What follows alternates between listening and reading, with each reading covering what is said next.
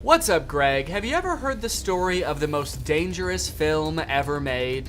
It's called Roar. Now, I've never seen this movie. Quite frankly, I have very little desire to, but I'm just gonna go out on a limb here and say it's probably not good enough to justify the 72 hospital visits that ensued during the filming of this movie. Probably just like quite not there. Roar is a movie from the 1970s, but a couple days ago I found this article written in 2015 about the making of the movie called 50 Shades of Grr, The Insane Story of Roar. This is a movie involving lions. That's why there's a picture of a lion right here. You might be curious why the 50 Shades of Grey reference? Like, they're implying a lot with this title, right? They're like, it's a movie about lions. Like, a lot of people got hurt. There's an insane story. And also some sort of like really kinky sex thing going on. Why did they make a pun off of 50 Shades of Grey in the title? Drafthouse Films and Olive Films are promoting the limited theatrical release of the 1981 adventure spectacle Roar with a memorably eye-catching tagline. Okay, here's the tagline. Are you ready? No animals were harmed in the making of this movie. 70 members of the cast and crew were. So right off the bat,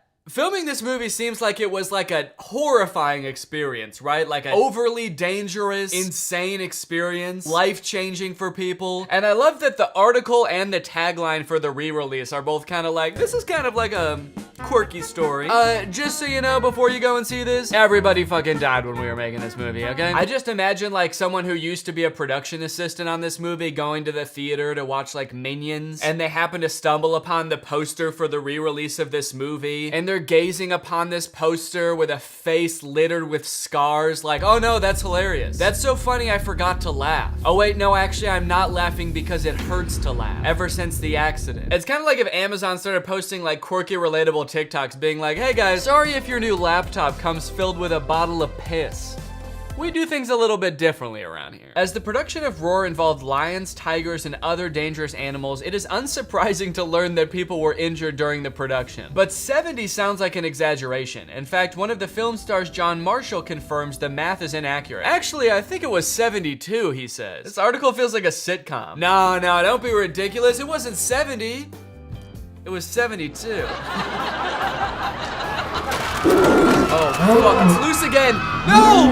Oh, God! Here's how you know the film was gonna be dangerous. Roar was the brainchild of John's father, an agent turned film producer named Noel Marshall, and his stepmother, Tippi Hedren. Notice no mention of any animal trainers. That's definitely a red flag. This film was the brainchild of two people who had no business making this movie. In 1969, the couple traveled to Zimbabwe, where Hedren was shooting the thriller Satan's Harvest. At one point, the pair visited a game preserve in Mozambique and saw an old building which a pride of lions had made its home. They came up with the idea for a film about a scientist living in harmony with big cats, his attempts to protect them from big hunters, and the hijinks which ensue when his family arrives at his lion-filled house when he's away. Yo, expert concept for a movie right there. They were in Mozambique, they saw a house with a bunch of lions in it, and they were like, what if there was a guy in there? No, really, I think this would be a genius movie idea. There's a bunch of lions over there, but what if one of the lions was just some guy? Oh, they're cheering for me. Thank you guys. It actually is a genius idea. Oh, no, fuck, not again, no! So with this expert concept, they decided, you know what, this is so good, we have to risk untold amounts of human life to make this happen. Marshall and Hedren decided the film would be set in Africa, but shot in California, and in 1971 started to raise lion cubs at their 3-bedroom house in Sherman Oaks. A lot of red flags there as well. Of course, having lions in your house, not good. The fact that it goes on to mention they were also raising children at the time, even worse. The fact that the article uses the term raising the lion cubs instead of like, I don't know, training the lion cubs is definitely not a good sign. Like, these are wild animals. You can't just raise them like a kid. So I guess they like started planning this movie way ahead of filming it. They bought like baby lions and then raised them up until they were adults. This is like that movie Boyhood, but instead of if the boy grew up to be a man, he grew up to be an apex predator hungry for human flesh. If in the third act of the movie, the boy just grows like a row of razor sharp teeth and a taste for human blood, the couple believed that raising both the big cats and their own offspring under the same roof would minimize the risk of cast members being attacked when shooting began on the film. This makes it sound like they were like, okay, we'll have plenty of time to make sure they're not attacking people by the time the film shoot starts happening, because they'll get it all out of their system when we're raising them with our children. By the time we get to the film shoot, they're gonna be so tired of attacking humans, dude, trust me. Marshall and Hedren cast themselves in the movie alongside 3 of their children, John's brother Jerry, and Hedren's daughter Melanie Griffith, the future star of Working Girl, and the future mother of 50 Shades of Grey actress Dakota Johnson. That's the 50 Shades of Grey tie-in? Wait. Okay, so this article is called 50 Shades of Grr because Dakota Johnson, who was in 50 Shades of Grey, her mom was in the movie. I feel like that couldn't have anything less to do with the movie. This whole story is insane enough on its own. You didn't need to like reach for some tie-in with a recognizable name. I'm just so confused how raising them in their home would minimize the attacks on set. They're acting like these are kids. Like, well, we gotta keep them off the streets, you know? We gotta make sure they have a good home life so they're not lashing out in school or at work. We gotta keep them in extracurricular activities, keep them off drugs, and they'll be fine. Their insatiable thirst for blood will be cured. They're lions. They could have been raised by Mary Poppins, and they would still kill her in her sleep. Also, I just really don't think that raising them in a house is properly gonna prepare them to not attack crew members. They're like, well, if we just raise them in a really peaceful home environment, that will perfectly equip them to deal with being on set of a movie. They're gonna be used to just like laying around at home with small children, so when we bring them on set, we've got fucking camera cranes, pyrotechnics, giant ass light stands, just like a ton of adults. They're gonna be cool with that. So raising them under the same roof would minimize the risk of cast members being attacked when shooting began on the film, which was to be Noel Marshall's first, and as it turned out last, movie as director. Huh, that's kind of weird. I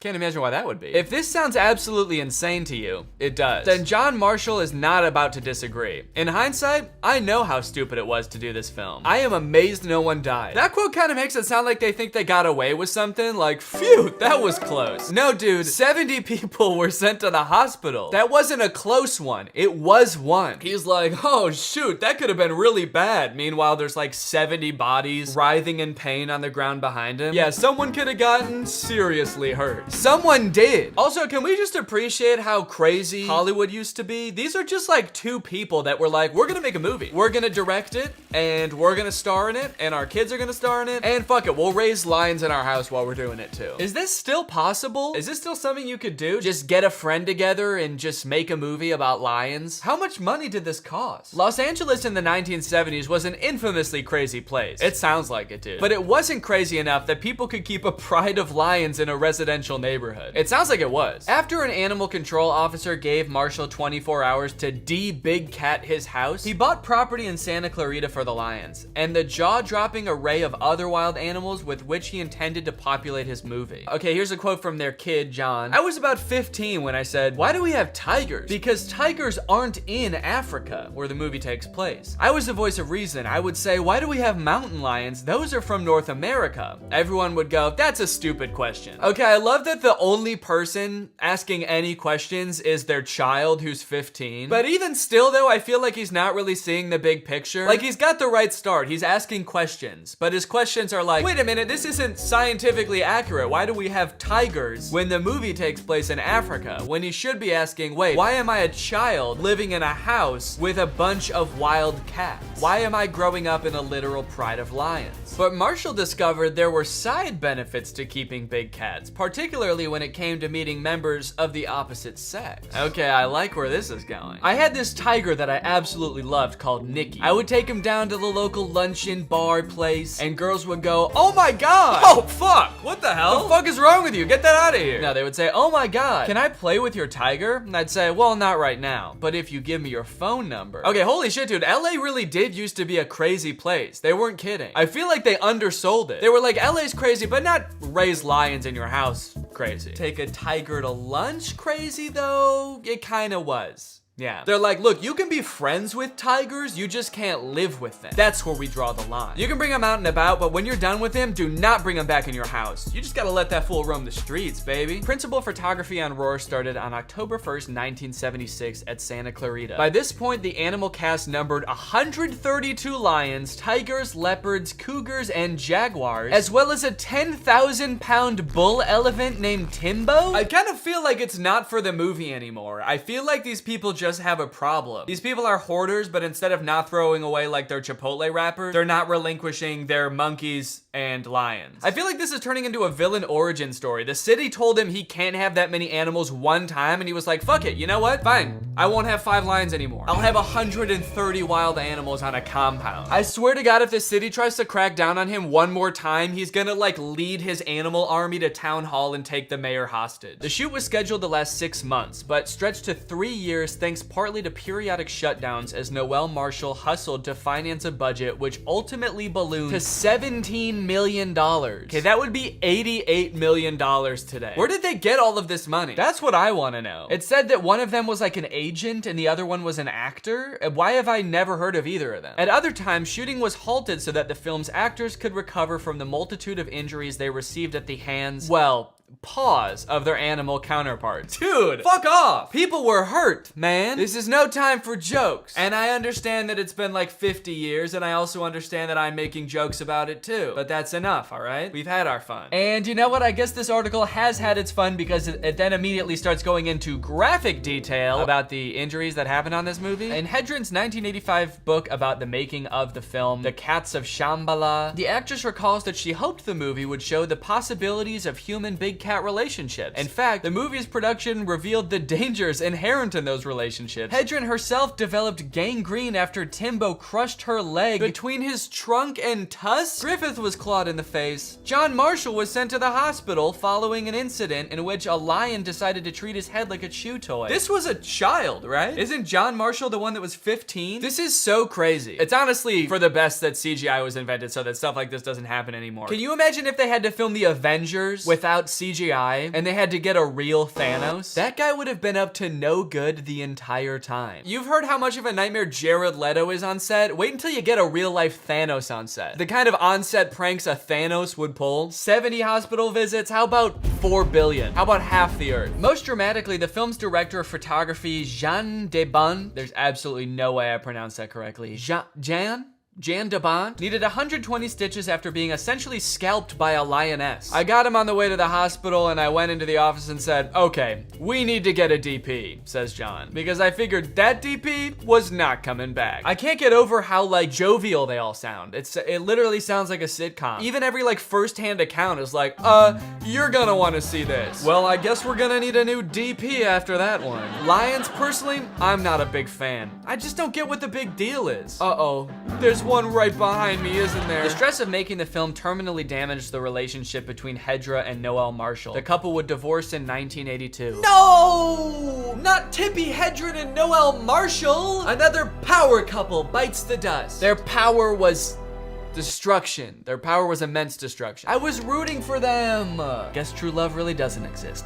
Fuck! Stressful is kind, says John. We had floods, we had fires, every one of us wound up in the hospital. There were times when we would get together as a family and we would just go, I think we should give this up. You should have. But we never gave up. You should have. You know, some of these things don't even have to do with animals. Floods and fires? There were floods, disease, famine, flying swarms of locusts. My marriage with my wife fell apart, and you might think, Danny, that doesn't have anything to do with animals. Well, that's what I thought too, but come to find out it was 2 lemurs in a trench coat. It has to do with dealing with lions and tigers. You can't show fear. If you show fear, you're dead. And apparently if you don't show fear, you'll still end up in the hospital. Also, what is he saying? He's saying that they didn't give up filming the movie because they didn't want to show fear around the lions and tigers. They don't know you're filming a movie. I know that animals can sometimes sense fear, but they have no concept that they're in a movie or that you've quit filming the movie. One person apparently hoping that the film doesn't secure a new audience is Tippi Hedren. Through the decades, the actress actress has continued to look after big cats at the compound in Santa Clarita, now named Shambhala. But according to John Marshall, the bird star has changed her mind about the wisdom of promoting the idea that humans can live with lions and tigers. Well, at least they changed their mind. It would be pretty insane if they filmed that whole movie and 70 people went to the hospital and they were like, yeah, this is what we want. This is what we mean when we say humans and animals can live together. This is the future that we want. Okay, I gotta look this movie up on IMDb. I'm curious to see what critics thought of it. Like, did it actually turn out well? Oh, damn, it's got a 6.1 out of 10 stars. That's pretty good, all things considered, you know? Half the cast and crew were working while injured, so this is actually, like, you know, pretty impressive. Okay, looking through the photos from the film, I can definitely start to get an idea of why the animals may have been put in a position where they felt they needed to attack. This seems like someone actually being attacked by an elephant. That's pretty wild. Dude, half these pictures are just people getting bit by lions. Is that what the movie's about also? You know, it seems like the movie, at least from the description, is just kind of like a happy, feel-good family movie. So I'm assuming nobody gets like seriously injured or dies in the movie, which is pretty crazy to think about. What other movies do you know about that were more dangerous in real life than they were in the movie? Like, imagine if the movie 1917 was more dangerous in real life. Yeah, the movie was about World War I, but they actually accidentally started World War III while making it, and a lot of life was lost. Okay, there's also a picture of a guy just like falling off of a motorcycle in midair. I feel like what's getting lost in this is that even without the lions, this was still a very dangerous film set. They were talking about fires and floods. This dude is just let go of a motorcycle in midair. What is going on? All right, I think it's time we watch some actual footage from the movie. No!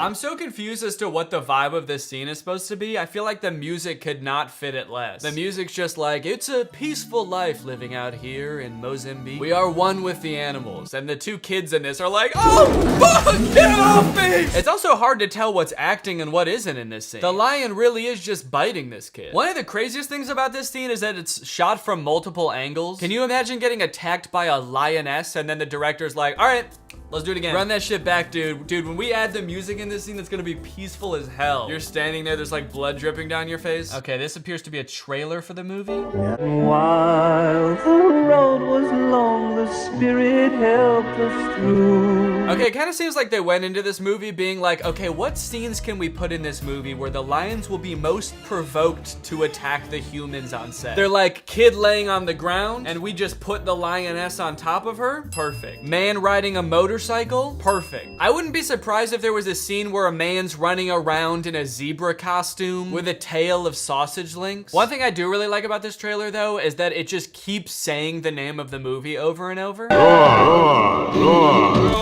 I'm seeing a movie. Is this the whole movie? It's just people getting attacked by animals? I feel like every scene I've seen from this movie, everyone's just like, oh, there's too many lions here. That's like the whole premise of the movie. There's too many animals. The trainers for these Hollywood acting animals heard that we were going to have maybe 25 or 30 big cats working together. They laughed at us and said, this can't be done. They were right, though. Weren't they? They were right. You should listen to them when they say that next time. And they suggested that we acquire our own animals to do this, introduce them carefully, and the first one was a rescue. Where do you rescue a tiger from? They're not just like wandering around the streets looking for a home. Yeah, we actually rescued this tiger from his natural habitat, and we're raising him in a major metropolitan city. We let him hunt outside for humans. All right, guys, well, that is the story of the most dangerous movie of all time, Roar. And now it's time to talk about our sponsor. This video has been sponsored by ExpressVPN. Guys, using the internet without ExpressVPN is kind of like getting cast to star in a movie, but that movie is Roar. It's dangerous. That's because every time you connect to an unencrypted Wi-Fi network at an airport, a hotel, a coffee shop, what have you, you're at risk because any hacker that's connected to the same unencrypted Wi-Fi network as you can steal your data. I'm talking passwords, financial details, emails, what have you. But ExpressVPN encrypts your data with best-in-class encryption. It would literally take a hacker with a supercomputer billions of years to crack. And no offense, but I don't think you're gonna live that long, so you should be safe. You can also use ExpressVPN to unblock content that's not available in your area. For example, the movie Back to the Future isn't available on Netflix in the US, but it is available on Netflix in Australia. So if you connect to ExpressVPN's Australia server, you can watch it. I use ExpressVPN every day. I've got it on my computer that is right in front of me right here. I've got it on my phone. I've got it on pretty much every device that can have ExpressVPN because I want that little extra peace of mind while I'm doing my things. ExpressVPN has the fastest speeds, 24/7 customer support. It's easy to use. You can start it up with just one click. So if you want to find out how you can get 3 months of ExpressVPN for free, then head on over to expressvpn.com/Danny Gonzalez. That's expressvpn.com/Danny Gonzalez. Thank you to ExpressVPN for sponsoring this video, and thank you to you guys for checking out ExpressVPN. All right, guys, thank you for watching. If you're new here and you're not subscribed yet, make sure you subscribe and turn on my notifications to join Greg. I'll see you guys in the next video. Bye-bye.